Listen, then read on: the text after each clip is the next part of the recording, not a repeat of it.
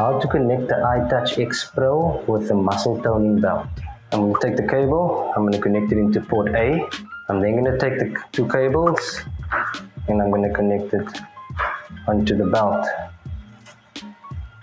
Now with any gel-based sanitizer, you're then going to put a little bit on each side. Now bear in mind, you can use any kind of sanitizer. And strap it onto your knees, your quads, your calves, and obviously the abdominal, your sides, your obliques, and obviously your arms. And when you're removing one of the sides, and then you're going to place it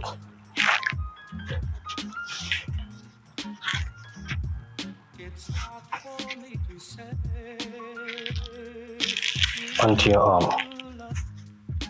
onto the skin. You're then going to choose mode number 12 or mode number 10, which is the dumbbells, which I normally use. But mode number 11 and number 12 is also amazing. And that's when you start to use it.